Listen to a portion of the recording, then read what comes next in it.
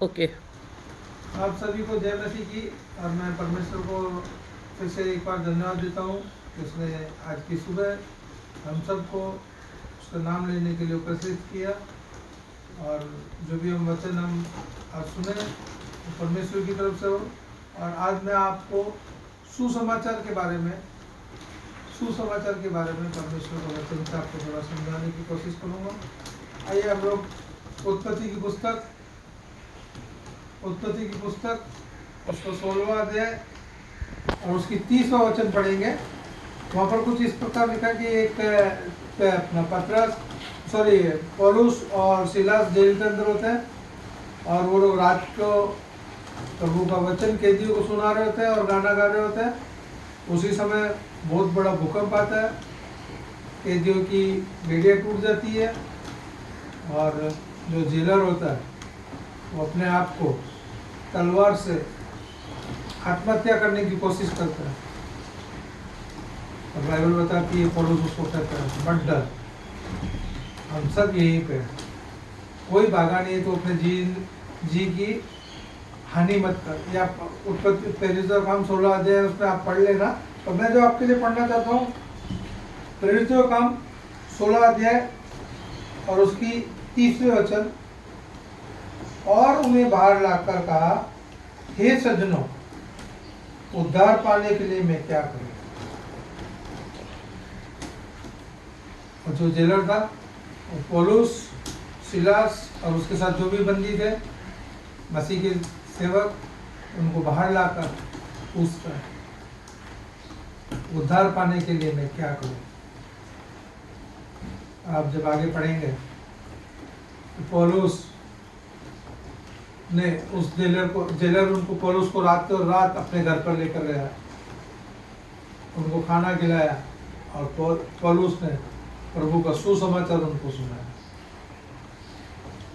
और उसके पूरे घर परिवार ने उसी वक्त रात को बपतिस्मा लिया और प्रभु को ग्रहण किया। मेरे प्रियो, उत्तर यहीं पर ही है, उद्धार पाने के लिए क्या करें। आइए हम अपने सरों को झुकाएंगे और दुआ मांगेंगे। पिता परमेश्वर बाप, धन्यवाद देता आज की सुबह के लिए प्रभु। आज की सुबह तूने हमको सही सलामत दिखाई परमेश्वर बाप। जब तेरे वचन को प्रभु मैं लोगों के सामने लेकर आता हूँ परमेश्वर बाप, मेरे मुख के द्वारा प्रभु तू बोल परमेश्वर बाप। प्रभु तूने मेरे मुख में जो वचन रखे परमेश्वर बाप, मैं लोगों को अच्छी तरह समझा सकूँ परमेश्वर बाप। सुसमाचार क्या है प्रभु, उसके अर्थ को, और सुसमाचार हमारे जीवन में क्यों जरूरी है, वो मैं आप लोगों को बता सकूँ पिता परमेश्वर बाप। प्रभु लोग तेरे वचनों को एक कान से सुनकर दूसरे कान से निकालने वाले ना हो परमेश्वर, बल्कि उस पर अमल करने वाले हो, ऐसा तू मंदिर कर। इस विनती को तेरे बेटे यीशु मसीह के नाम से मांगते हैं, आमीन। मेरे प्रियो, ये जेलर पूछता है उद्धार पाने के लिए मैं क्या करूं। और उसके बाद में पौलुस उसको सुसमाचार सुना। मेरे प्रियो, अगर आज आपको उद्धार पाना है तो आपको सुसमाचार क्या है वो समझने की जरूरत है।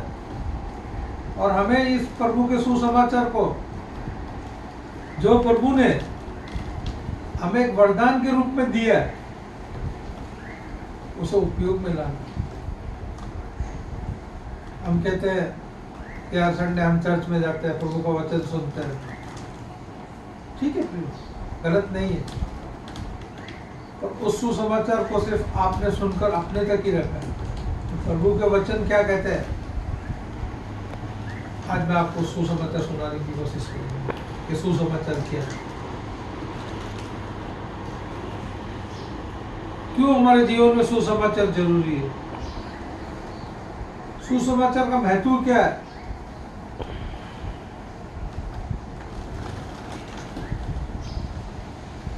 आइए मेरे साथ रोमियो की पुस्तक उसका पहला अध्याय, रोमियो की पुस्तक उसका पहला अध्याय और उसकी 16वीं कलम में आपके लिए पढ़ता हूँ। वहां पर ऐसा लिखा है कि प्रभु का सुसमाचार परमेश्वर की सामर्थ्य है, वो सामर्थ हमारे अंदर बहनी चाहिए।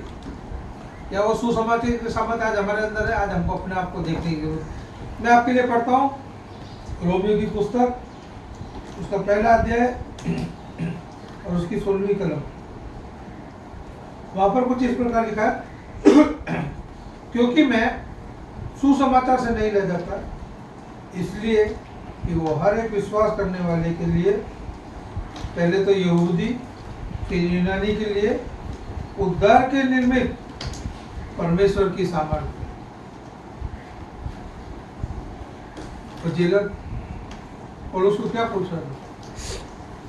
हे सज्जनों, उद्धार पाने के लिए मैं क्या करूं? रोमियो 1:16 क्या बताता है? पौलुस क्या बताने की कोशिश करता है? कि मैं परमेश्वर के सुसमाचार को लोगों को बताने में नहीं लग जाता हूं, और उद्धार के निर्मित परमेश्वर की सामर्थ्य। जिसको अपने जीवन में उद्धार चाहिए, उसको परमेश्वर के सुसमाचार की सामर्थ्य की जरूरत है। अगर आज मेरे अंदर सुसमाचार की सामर्थ्य नहीं है,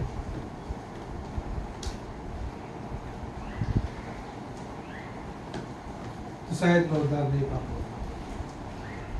मैं नहीं कर रहा हूँ, परमेश्वर को वचन बता। उद्धार के सुसमाचार के सामर्थ्य की सबसे बड़ी गवाही मैं खुद हूँ, जिंदा गवाही मैं खुद हूँ।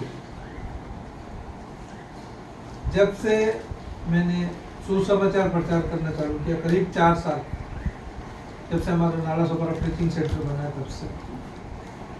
उससे पहले हम लोग चर्च जाते थे, प्रभु के वचन सुनते थे, और वो सुसमाचार सिर्फ हमारे अंदर ही होगा, हम लोगों तक नहीं पहुंचे। और जब से मैंने सुसमाचार प्रचार करना चालू किया, शैतान मेरे जीवन में बहुत से परीक्षण लेकर आया। सुसमाचार सुनाना चालू किया, सबसे पहले ही पैरालिसिस हो गया। और प्रभु का वचन कहता है, तुम मत डरो, मैं तुम्हारे साथ। तुम सुसमाचार प्रचार, जिसके लिए मैंने तुमको एक वरदान दिया है, तुम इस सुसमाचार को सुनाते रहो। मुझे 2 दिन में चंगाई मिली, ज्यादा नहीं, सिर्फ 2 दिन के बाद। उसके बाद में एक दिन मेरा फ्रेंड थाना जा रहे थे, हमारी गाड़ी का एक्सीडेंट हो गया। 2 गाड़ी के बीच में हमारी गाड़ी आ गई।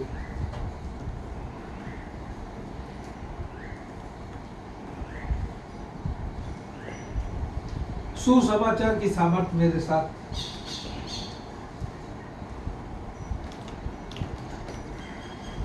एक स्टेज भी नहीं।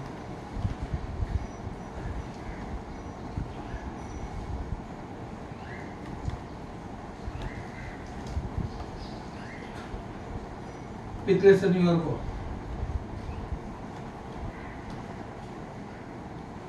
मैं सो के उठा,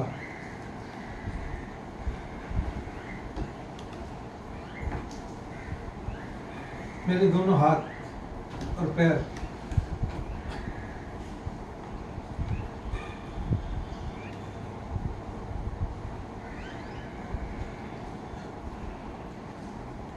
काम करना बंद हो गया।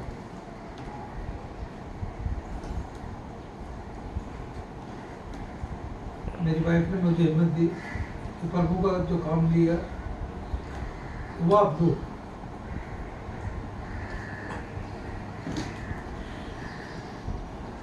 और आप सबकी दुआएं मेरे साथ रही। सोमवार को मैं एकदम नॉर्मल हो गया।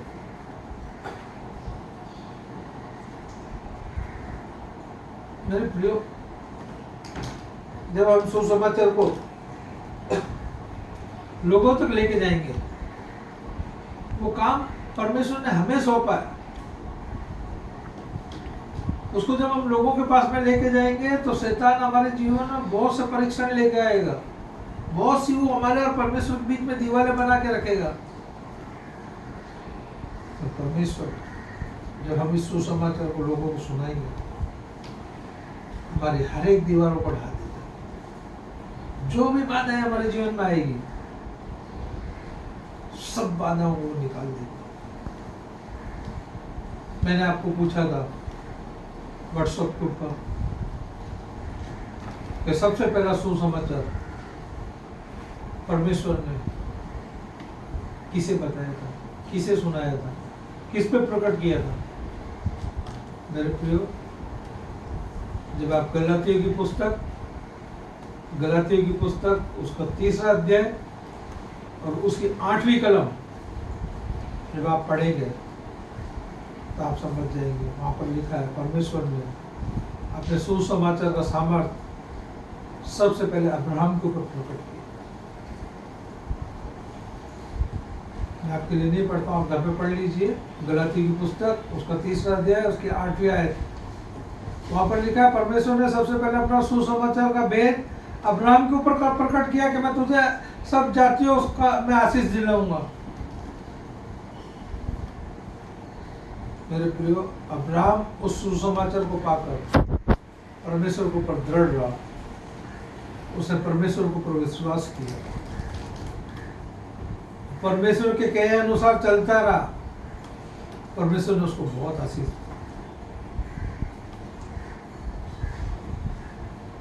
आज के समय में आपको यही बताना चाहता हूँ कि सुसमाचार है क्या, और ये सुसमाचार का वरदान हम सबको मिला हुआ है। और हम क्या करते हैं? सिर्फ सुनते हैं और उसको अपने अंदर ही रखते हैं।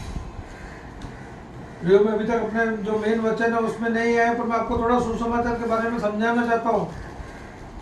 यूहन्ना 3, निकोदिमस जो प्रभु यीशु मसीह के पास आता है और कहता है उद्धार और अनंत जीवन पाने के लिए मैं क्या करूं? प्रभु यीशु मसीह क्या कहते हैं? तुझे जल से और आत्मा से दोबारा जन्म लेना चाहिए। वो जल किसको प्रकट करता है? उसका उत्तर उन्होंने यूहन्ना के 4थे अध्याय में दे दिया। जब वो सुकेर के कुएं में बैठा होता है, एक सामरी स्त्री आती है और यीशु मसीह उसे कहता है मुझे जल पिला। तो वो स्त्री कहती है तू तो यहूदी है, यहूदियों का सामरी के पास से जल पिएगा। उस समय सामरियों के हाथ से जल पीना अशुद्ध माना जाता था यहूदी लोगों के लिए।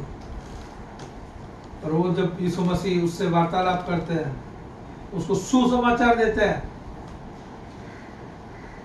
उसे कहते हैं कि तू मुझसे मांगती तो मैं तुझे जीवन का जल का पानी देता और तुझ में से वो सोता फूट निकलता था। और उसे बताते हैं उसके जीवन के बारे में कि जो तू अभी 5वें पति के साथ रहती, 4 पति कर चुकी है, वो तेरे नहीं थे, और जिसके साथ तू रहती है वो भी तेरा नहीं है। उसी समय वो कहती है हाँ तू जो मसीह है, आने वाला वो मसीह है। और वो मटका फोड़कर गांव चली जाती है और वो चुपचाप नहीं बैठती है। प्रियो, हम चर्च जाते हैं, वचन सुनते हैं, घर पे आके चुपचाप बैठ जाते हैं। और वो स्त्री चुपचाप नहीं बैठी, वो गांव में जाकर लोगों को प्रचार करने लगी और कहने लगी आओ मैं तुम्हें एक ऐसे मनुष्य से मिलाती हूँ जिसने मेरे पुराने जीवन के बारे में सब कुछ बता दिया। और प्रियो, आप जानते हैं यूहन्ना 4 पढ़ ले, पूरा का पूरा गांव विश्वास करके प्रभु के अंदर आ गया। वो सुसमाचार की ताकत है। सुसमाचार के अंदर इतनी ताकत है कि अगर आज आप कर्ज में हैं, आपके घरों में बीमारियां हैं, जब आप सुसमाचार लोगों को देने लगेंगे, आपके जीवन में से सब कर्ज, सब बीमारी, सब दुख, सब तकलीफें अपने आप निकलने लग जाएगी। ये मेरा चैलेंज है, मैं आपको चैलेंज देता हूँ प्रभु की तरफ से। जब आप सुसमाचार लोगों को सुनाने लगेंगे, आपके जीवन में आशीष आने लगेगी। आइए मेरे साथ में दूसरा राजा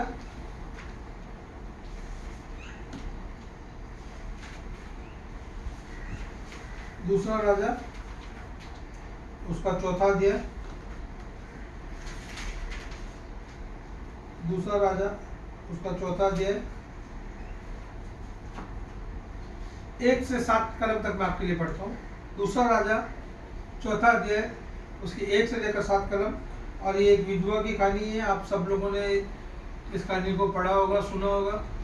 तो प्रभु आज हमको एक अलग ही तरीके से इस कहानी में से एक सुसमाचार के बारे में बताएगा। भविष्यद्वक्ताओं के चेलों की पत्नियों में से एक स्त्री ने एलीशा को दुहाई देकर कहा, तेरा दास मेरा पति मर गया है, और तू जानता है कि वो यहोवा का भय मानने वाला था, पर जिसका वो कर्जदार था वो आया है कि मेरे दोनों पुत्रों को अपना दास बनाने के लिए ले जाए। एलीशा ने उससे पूछा, मैं तेरे लिए क्या करूं? मुझे बता कि तेरे घर में क्या है। उसने कहा, तेरी दासी के घर में एक हांडी तेल को छोड़ और कुछ नहीं। उसने कहा, गौर से सुनिएगा, उसने कहा, तू बाहर जाकर अपने सब पड़ोसियों से खाली बर्तन मांग लिया और थोड़े बर्तन ना लाना। क्या कहा? अपने पड़ोसियों के पास जा और उनसे बर्तन मांगना, और थोड़े बर्तन मत लाना, बहुत सारे बर्तन मांग के लाना। फिर तू अपने बेटों समेत अपने घर में जा और द्वार बंद करके उन सब बर्तनों में तेल उड़ेल देना, और जो भर जाए उन्हें अलग रखना। तब वह उसके पास से चली गई और अपने बेटों समेत अपने घर जाकर द्वार बंद किया। तब वे तो उसके पास बर्तन लाते गए और वो उंडेलती गई। जब बर्तन भर गए तब उसने अपने बेटे से कहा, मेरे पास एक और भी ले आ। उसने उससे कहा, और बर्तन तो नहीं रहा। तब तेल रुक गए। तब उसने जाकर परमेश्वर के भक्त को ये बता दिया, और उसने कहा, जा तेल बेचकर ऋण भर दे, और जो रह जाए उससे तो अपने पुत्रों सहित अपना निर्वाह करना। परमेश्वर उसके वचन को पढ़े हुए सुने जाने पर आशीष दे। मेरे प्रियो, चौथा अध्याय को जब हम पढ़ते हैं, दूसरे राजा का चौथा अध्याय, उसकी पहली कलम, वहां पर लिखा है, भविष्यद्वक्ता के चेलों की पत्नियों में से एक स्त्री, यानी भविष्यद्वक्ता एलीशा के चेले थे, उसमें एक कोई भविष्यद्वक्ता था। वो भविष्यद्वक्ता मर जाता है और उसकी पत्नी एलीशा के पास आती है, कहती है, तेरा दास मेरा पति मर गया, और तू जानता है कि वो यहोवा का भय मानने वाला था। वो जो भविष्यद्वक्ता था वो परमेश्वर का भय मानने वाला था। इस स्त्री के जीवन में जब संकट आया, कर्ज आया, ये स्त्री किसके पास गई और हम किसके पास जाते हैं? आज सोचने की जरूरत है। अगर आज हमारे जीवनों में संकट आते हैं तो हम अपने मित्रों के पास में भागते हैं, अपने स्नेहीजनों कुटुंबियों के पास में भागते हैं। परमेश्वर को वचन आज आपको सिखा, आप परमेश्वर के पास आइए। अगर आप मसीही हैं तो आप आगे देखेंगे, आप परमेश्वर के पास आइए। वो आकर क्या कहती है? वो ये नहीं कहती है, मेरा पति तेरा दास। उस स्त्री का विश्वास तो देखो, वो ऐसा नहीं कहती कि पहले मेरा पति है फिर तेरा दास था। कहती नहीं, पहले तेरा दास जो परमेश्वर का भय मानता है, उसके बाद मेरा पति। इतने विश्वास के साथ वो एलीशा के पास जाती है, और उसके आगे क्या लिखा मैं आपके सामने पढ़ता जाऊंगा और आपको समझाता जाऊंगा। वो कहती है कि मेरे पति ने कुछ कर्ज लिया, कुछ लोन लिया होगा, वो कर्जदार आया है और मेरे दोनों पुत्रों को अपना दास बनाने के लिए ले जाने के लिए आया है। एलीशा ने उससे पूछा, मैं तेरे लिए क्या करूं, और मुझे बता कि तेरे घर में क्या है। एलीशा जान गया था ये स्त्री और इसका कुटुंब परमेश्वर का भय मानने वाले, परमेश्वर की आज्ञा पर चलने वाले,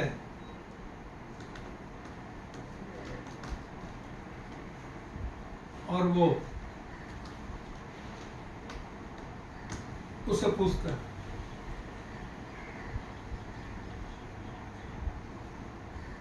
मैं तेरे लिए क्या करूं?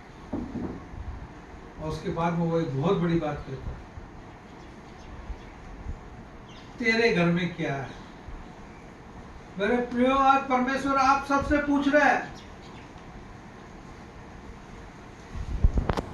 कि आपके पास में क्या है। आप मसीही है, बचपन से आप मसीह धर्म को मान रहे हैं, आपके घर में क्या है। जब मैं ये वचन दे रहा हूं और जब वचन खत्म होएगा, इसके बीच में आपके पास में समय है, आप अपने अपने मनों में विचारना कि आपके पास में, आज प्रभु आपको पूछ रहा है आपके पास में क्या है। इस स्त्री को प्रभु के सेवक ने पूछा, तेरे घर में क्या है। उस स्त्री के घर में कुछ भी नहीं था। आज हमारे घर में तो सब कुछ भरपूर ही है, फिर भी आज प्रभु आपसे पूछ रहे हैं। अगर आपको अच्छा लगे तो आप अपने मन में विचार लो कि आपके पास में क्या है। और वचन खत्म होने के बाद में आप सही से, अगर मेरे को व्हाट्सएप पे या फोन पे भी बात करना चाहे, बताना चाहे, बता सकते हैं। आज प्रभु आपको पूछ रहा है कि आपके पास में क्या है। इस स्त्री के ऊपर उसके सेवक ने पूछा, एलिशा ने, कि तेरे घर में क्या है। वो बोलते, मेरे घर में सिर्फ एक हंडी तेल को छोड़कर कुछ भी नहीं। मेरे प्रियो, आज हमारे घर में अगर कुछ नहीं है तो मैं आपको एक बात पूछना चाहूँगा, अगर क्या बाइबल आपके घर में था, क्या आप बाइबल को बेच देंगे? नहीं देते। उस स्त्री को उसके सेवक ने पूछा, तेरे पास क्या है। उसने कहा, सिर्फ मेरे पास एक हंडी भर तेल है। और आप जानते हैं तेल किसको रिप्रेजेंट करता है? अभिषेक को। उसने कहा, मेरे घर में अभिषेक है, परमेश्वर का अभिषेक मेरे घर में है।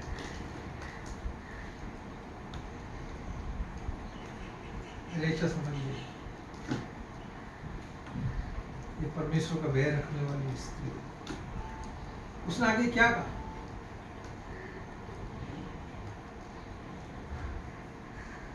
उसने कहा, बाइबल में इसको नहीं लिखा, पता आपको बताता हूं, जा और घर घर जाकर तू सुसमाचार दे।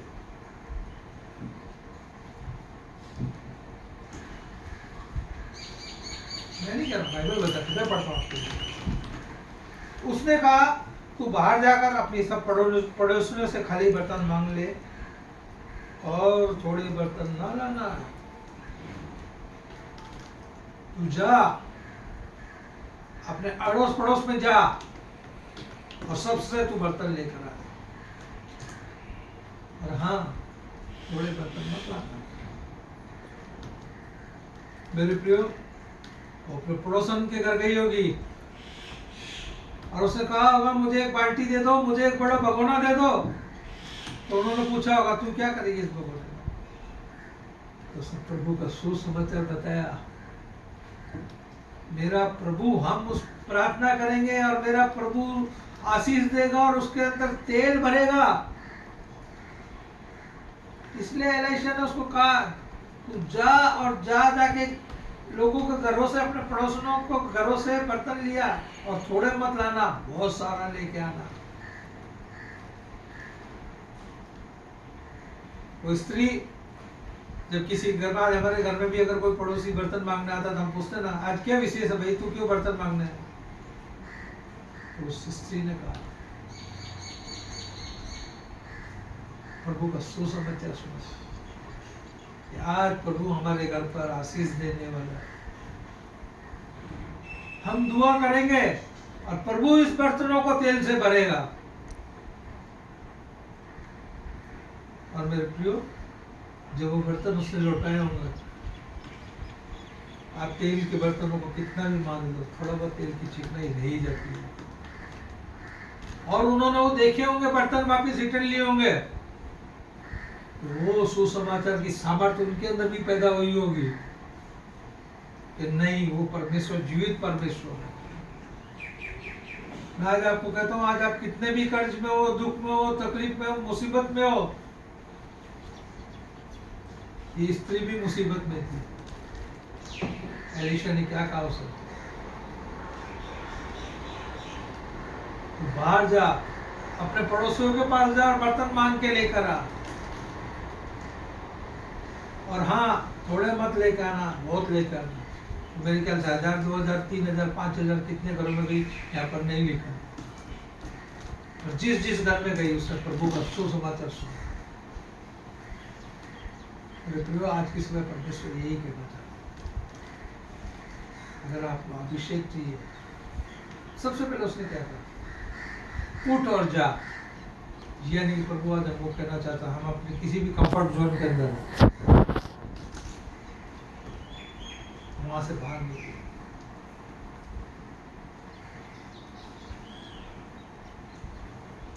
कई बार हम क्या कर देते हैं, हम कहते हैं कि प्रभु ने मुझे सुसमाचार सुनाने का वक्त दिया, और मैं किसी को उंगली नहीं उठा रहा हूँ और बताना चाह रहा हूँ। लोग क्या करते हैं कि मुझे, मेरे पास में प्रभु के वचन आता है, मैं दूसरे लोगों को फॉरवर्ड कर देता हूँ, यानी कि मैं प्रभु की सुवार्ता कर रहा हूँ, प्रभु का प्रचार कर रहा हूँ। मेरे प्रियो, किसी के भेजे हुए वचन अगर आप किसी और को फॉरवर्ड करते हैं तो उसकी आशीष, मैं आज पूछना चाहता हूँ, उसकी आशीष किसको मिलेगी? आपको मिलेगी या जिसने बनाया उसको मिलेगी? ठीक है, आप कर रहे हैं, काम करो, प्रभु का वचन है, अच्छी बात है, लोगों तक पहुंचाने की जरूरत है। तो प्रभु का जिंदा कलाम क्या कहता है? तो लोगों के घर घर जाकर मेरा सुसमाचार सुनो। प्रभु के सुसमाचार का बहुत सा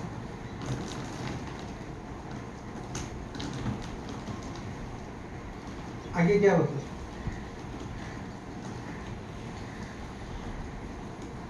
फिर तू अपने बेटों समेत अपने घर में जा और द्वार बंद करके उन सब बर्तनों में तेल उंडेल देना, और जो बढ़ जाए उन्हें लगा। क्या सिखाना चाहती है बाइबल? क्या कह रही है बाइबल हमें? उस स्त्री को कहता है, तू बर्तन ले आना, सुसमाचार सबके घर सुनाए आना, बर्तन ले आना, और उसके बाद में तू अपने घर पर आना, अपने बेटों समेत अपने घर में जा और दरवाजा बंद कर, और फिर तू तेल डालना चाहता। मेरे प्रियो, बाइबल ये बताना चाहती है। आइए, ये वचन से पहले मैं आपको एक दूसरी बात बताना चाहता हूँ। मेरे साथ में लूका की पुस्तक, उसका 8वां अध्याय, लूका की पुस्तक उसका 8वां अध्याय, उसका 51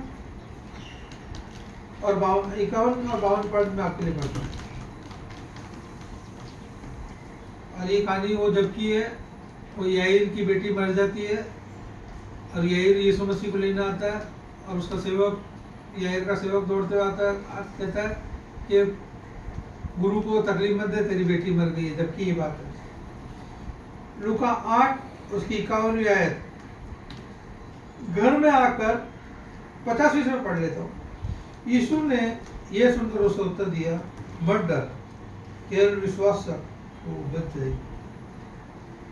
घर में आकर उसने पतरस, यूहन्ना, याकूब और लड़की के माता पिता को छोड़ अन्य किसी को अपने साथ भीतर आने ना दिया। और सब उसके लिए रो पीट रहे थे, परंतु उसने उसे कहा, रो मत, वो मरी नहीं, परंतु सो गई है। वह ये जानकर कि मर गई है, यीशु की हंसी करने लगे। प्रियो, एलिशा ने उसको क्या, स्त्री को अपने घर में जाना, अपने बेटों के साथ में दरवाजा बंद करना, और जो काम मैं तुझे बोल रहा हूँ प्रार्थना करके वो काम तो करना। वही काम यहाँ पर यीशु मसीह बता रहा है। लूका 8:51 में यीशु ने उस घर में जाकर याकूब, यूहन्ना, पतरस और उसके माता पिता को छोड़कर सबको घर से बाहर निकाल दिया। घर से मतलब बाहर जाओ, और उसने उस बच्ची को जिंदा किया। क्या बताने की कोशिश कर रही है? कि यीशु मसीह के 3 ही चेले थे, बाकी कहाँ गए लोग? बाइबल ये बताने की कोशिश कर रही है कि तुम अविश्वासियों के सामने ये काम मत करना। अगर तुम अविश्वासी के सामने ये काम करने जाओगे, तुम्हारे ये काम नहीं होंगे। याकूब, यमुना, पतरस, यीशु मसीह और उसके माँ बाप को ये विश्वास था कि मेरी बेटी जिंदा हो जाएगी, और बाकी के लोग वहां पर हंसी उड़ा रहे थे। मेरे प्रियो, आज आप जब वचन सुसमाचार लोगों के सामने लेकर जाएंगे, आपके मित्र, आपके परिवार के लोग भी आपकी हंसी उड़ाएंगे। यीशु मसीह को नहीं छोड़ा तो हमको क्या छोड़ेंगे? और घबराने की जरूरत नहीं। इसके लिए उस एलीशा ने उस स्त्री को कहा कि तू अपने घर में जा और द्वार बंद कर और अपने बेटों को अंदर ले, और वो तेल उड़ेलने लगी। परमेश्वर का वचन आज हमको यही सिखाना चाह रहा है। जब आप कोई भी प्रभु के लिए प्रार्थना करें या प्रभु का सुसमाचार लेकर जावे, तो अपने साथ विश्वासियों की टोली को ले, अविश्वासी को उसमें ना रखे। अगर उसमें अविश्वासी रहेंगे तो आपका काम नहीं होगा।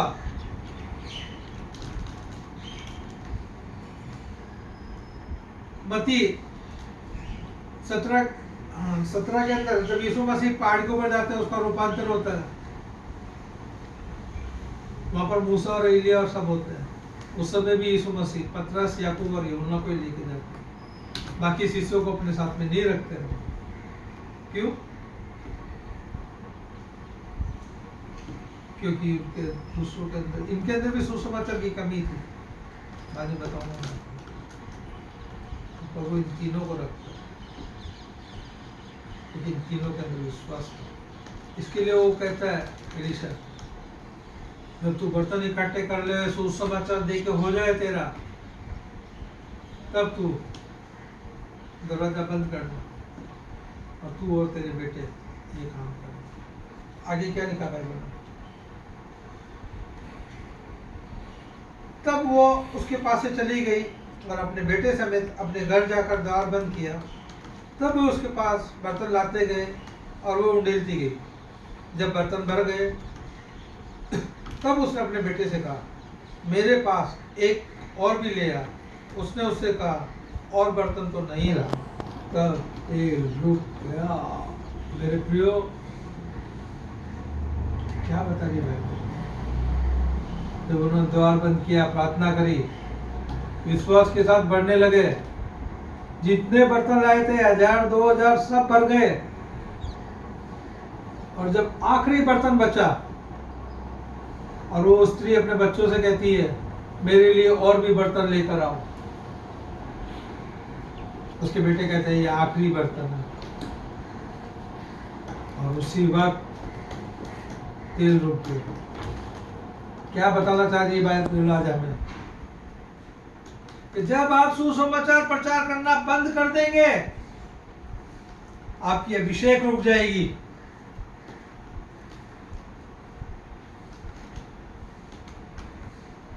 जितना सुसमाचार सुना सकी थी, जितने बर्तन ला सकी थी, तभी तक तेल बहता रहा। और जैसे ही आखिरी बर्तन खत्म हुआ, आशीष रुक गई। मेरे प्रियो, आज बाइबल हमको यही सिखाना चाह रही है। जो काम हमको प्रभु ने सौंपा है,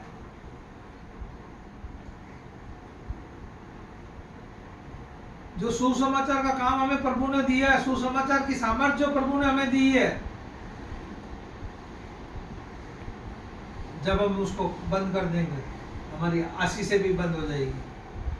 प्रभु अपना काम बंद नहीं करेगा, वो किसी दूसरी आत्मा को भेज कर अपना सुसमाचार सुनवा देगा, पर आपकी आशीषें रुक जाएगी। मेरे प्रियो,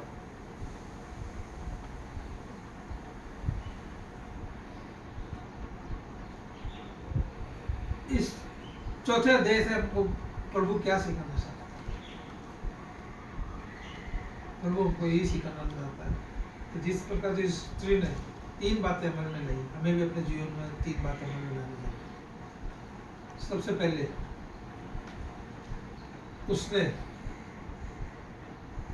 प्रभु का सुसमाचार सुना, विश्वास के द्वारा प्रभु का सुसमाचार सुना, जाकर लोगों को बताया और आकर उस पर अमल किया, तब उसके घर में आशीष आई। मेरे प्रियो, हम क्या करते हैं? सिर्फ प्रभु का सुसमाचार को संडे को जाकर सुनकर आ जाते हैं और उसको अपने अंदर ही रख लेते हैं। जीवन के जल की नदियां तुम्हारे अंदर से बहनी चाहिए, वो नदियां नहीं बहती है। क्यों नहीं बहती? क्योंकि हमारे अंदर सुसमाचार है ही नहीं। हम कैसे लोगों को सुसमाचार सुनाएंगे? पहले हमें खुद को सुसमाचार से भरना है।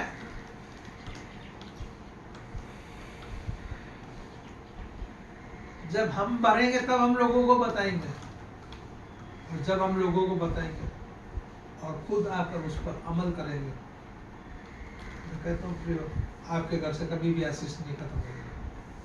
आपके घर के अंदर आशीष बहता ही रहेगा। आप ये काम नहीं करेंगे और वो दूसरे को खड़ा कर देंगे। यीशु मसीह इस दुनिया में आए तो सबसे ज्यादा उन्होंने क्या किया? सुसमाचार ही प्रचार किया। उससे पहले मैं एक बात और आपको बताना चाहता हूँ, और ये बात आपको मिलेगी पहला शमूएल उसका 17 अध्याय उसकी 45 कलम के अंदर। दाऊद बच्चा था और वो कद में भी छोटा ही था। आप सबने सुना गोलियत उसके सामने खड़ा। पहला शमूएल 17 अध्याय उसकी 45वीं कलम में इसका विवरण है। दाऊद ने गोलियत को कैसे मारा? क्या आपको लगता है उस पत्थर ने गोलियत को मार दिया? नहीं, वहां पर पढ़ना पहला शमूएल 17 अध्याय उसकी 45 कलम 45 कलम में वहां पर लिखा है, दाऊद जब गोलियत के सामने आता है तो उसको कहता है, तू तो भाला तलवार और बर्छी ढाल जो भी है वो लेकर आता है, पर मैं इस्राएल के परमेश्वर के नाम से आता हूं। उसने गोलियत को वहां पर सुसमाचार सुनाया कि मैं इस्राएल के परमेश्वर के नाम से आता हूं। और छोटे से बच्चे ने उस पत्थर के अंदर सुसमाचार को लपेटा, खींच के मारा, और आप सब जानते हैं गोलियत गिर गया। ये सुसमाचार के अंदर ताकत। क्या पत्थर ने गोलियत को मारा था? नहीं प्रियो, प्रभु के सुसमाचार, प्रभु के दाऊद के विश्वास ने उस सुसमाचार में वहां पर काम किया। वो कहता मैं यहोवा इस्राएल की सेना के यहोवा के नाम से आता हूं। सुसमाचार उसने गोलियत को सुनाया और कहता है कि आज ही यहोवा तुझे मेरे सामने धराशायी कर दिया। मेरे हुआ भी वैसे। एक उदाहरण और बताना चाहता हूं। यीशु मसीह जब उन 5000 को रोटी 2 मछली और 5 रोटी से खाना खिलाते, क्या प्रयोग कि 5 रोटी और 2 मछली से इतने आदमियों को खिला सकते? असंभव। उसने वहां पर क्या कहा? लोग चलो जाओ और सबको 50-50 की लाइन के अंदर बैठाओ, सबको 50-50 की पंक्ति बांधकर यहाँ पर बैठाओ। और उन्होंने चेलों उन आदमियों को कहा सब 50-50 की पंक्ति बांधकर बैठे। मेरे प्रिय, बाइबल में तो नहीं लिखा, पर मैं आपसे बोलना चाहता हूँ, शायद चेलों ने जाकर जब उनको बैठे होंगे तो उनको सुसमाचार दिया होगा कि बैठ जाओ, जिस प्रकार तुम्हारे पूर्वजों को परमेश्वर ने मन्ना खिलाई थी, आज परमेश्वर तुम्हें भी खाना खिलाने वाला है। वहां पर चेलों ने उनको जैसे जैसे बैठाते गए उनको सुसमाचार देते गए, विश्वास, और वो जो भी थे वो थे जो लोग, वो भी विश्वास के साथ वहां पर बैठ गए कि हाँ आज प्रभु हमें खाना खिलाएगा। जब हम विश्वास के साथ सुसमाचार देते हैं, यीशु मसीह ने क्या किया? परमेश्वर से प्रार्थना करी और उस रोटी के अंदर सुसमाचार मिलाया और लोगों को खिला दिया। मेरे प्रियो, सुसमाचार के अंदर इतनी ताकत है। यीशु मसीह अपने जीवन में जब आए, ठीक है, चिन्ह चमत्कार करते थे, और वो ज्यादा जोर सुसमाचार पर देते थे। अपने पिता के बारे में बताते थे, अपने पिता का प्रेम के बारे में बता। सुसमाचार क्या है? परमेश्वर का प्रेम, परमेश्वर की दीनता, पवित्र आत्मा की सहभागिता। इसलिए यूहन्ना 3:16 क्या कहता है? जिसने उस पर विश्वास किया वो आनंद जीवन पाएगा। मेरे प्रियो, बड़े दुख की बात है, आज हम मौत के ऊपर तो विश्वास करते हैं, हम विश्वास करते हैं कि हमको एक दिन मर जाना, पर जो प्रभु ने सुसमाचार के द्वारा अनंत जीवन हमारे पास में रखा है, हम उस पर विश्वास नहीं करते हैं, मौत का विश्वास करते हैं। प्रभु का सुसमाचार आज लोगों तक ले जाने की जरूरत है।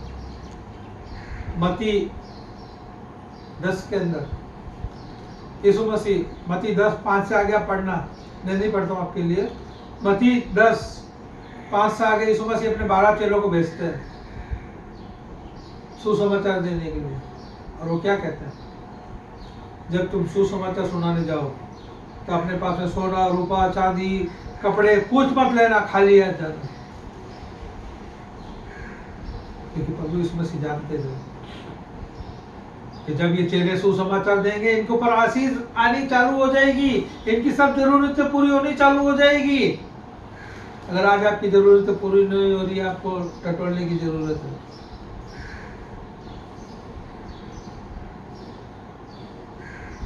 हम सिर्फ एक वचन सुनकर आके बैठ गए नहीं मेरे प्रियो, प्रभु ने हमको ये वरदान दिया, जब तक सुसमाचार हमारे अंदर नहीं भरेगा, हम दूसरों को नहीं पहुंचा सकते हैं।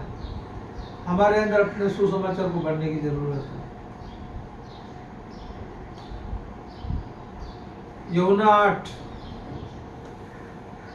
वो व्यभिचारी स्त्री को फरीसी और शास्त्री लोग यीशु को फंसाने के लिए व्यभिचारी वेश्या को लेकर आते हैं और कहते हैं कि हमने इसको व्यभिचार करते हुए पकड़ा है, और मूसा का नियम कहता है कि जो व्यभिचार करते हुए पकड़ा जाए उसको पत्थरों से मार देना चाहिए। हे रब्बी, तू क्या कहता है? यीशु मसीह ने क्या किया? थूक से लेकर वहां पर नीचे लिखा। ये एक अलग ही टॉपिक है, मैं आपको बस थोड़ा सा बताना चाहता हूँ, फिर कभी टाइम मिलेगा मैं समझाऊंगा। यीशु मसीह ने उस समय मूसा की व्यवस्था में ऐसा लिखा था कि जो स्त्री और पुरुष व्यभिचार करते हुए पकड़ा जाए तो पहले पुरुष को सजा मिलनी चाहिए, बाद में व्यवस्था विवरण के लिए व्यवस्था में है, आप मुझे कौन से इसका रेफरेंस ले लेना।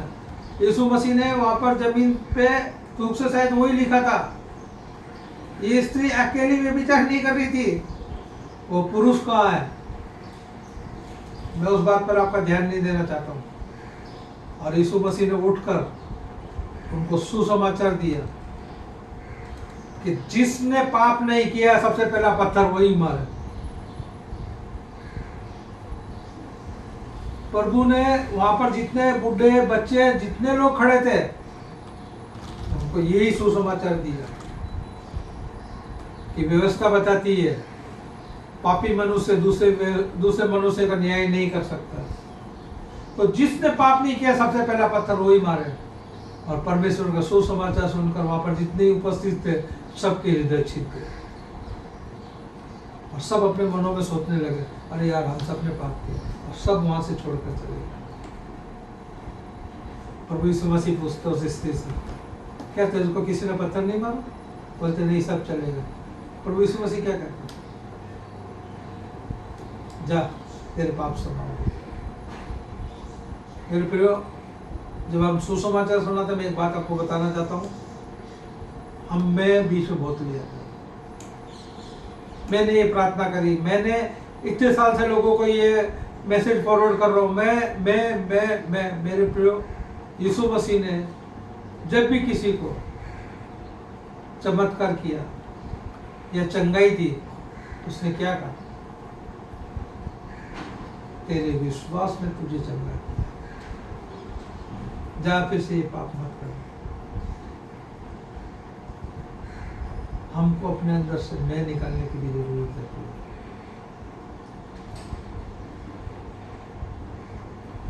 बहुत से उदाहरण है यीशु मसीह के सुसमाचार के। और मैं कहानी बताकर फिर आपको ख़त्म करना चाहूँगा। अमेरिका के अंदर एक चर्च था, उसके अंदर एक पिता पादरी और उसका बेटा दोनों वाचा बांधते हैं कि हम चर्च खत्म होने के बाद में एवरी शाम को प्रभु का सुसमाचार लोगों को सुनाने के लिए जाए। एक दिन जो अमेरिका गए हैं उनको मालूम है बहुत बर्फ गिर रही थी, साथ में बारिश भी गिर रही थी, बहुत ठंड थी। पुत्र कहता है पिता को, पिताजी चलो अपन ने जो वाचा की है सुसमाचार सुनाने की, चलते। पिता कहता है इतनी ठंड है, लोग घरों के अंदर दुबके होंगे, तुझे कौन मिलेगा, रहने दे। पुत्र कहता नहीं, मैं जाऊँगा। पिता घर में बैठता है और पुत्र जाता है, जो मिलता है उनको सुसमाचार सुनाता है। फिर एक घर के बाहर जाता है, उस घर के बाहर हल्की सी लाइट की रोशनी आ रही होती है। दरवाजे पे खड़ा होता है, प्रभु की आराधना के गाने गा रहा होता है, घंटी बजाता है, कोई दरवाजा नहीं खुला। दोबारा बजाता, कोई दरवाजा नहीं खुला। वहाँ खड़े रहकर प्रभु की स्तुति गाने गा रहा होता, तो तीसरी बार घंटी बजाता। तब एक अधेड़ उम्र की स्त्री है, यानी कि जो 60-70, 50-60-70 साल की स्त्री बाहर आती है, दरवाजा खोलती है। वो कहता है, प्रभु यीशु मसीह आपसे प्रेम करता है, वो आपके और मेरे पापों को लिए मर गया। और वो पैम्पलेट देता है और चला जाता है। नेक्स्ट संडे वो स्त्री चर्च में आके बैठती है, पाजी साहब वचन देते हैं। वचन खत्म होने के बाद में गवाही का समय आता है। पाजी साहब बोलते किस किस को गवाही देनी, वो स्त्री अपना हाथ ऊपर उठाती है, उसको आगे बुलाता है।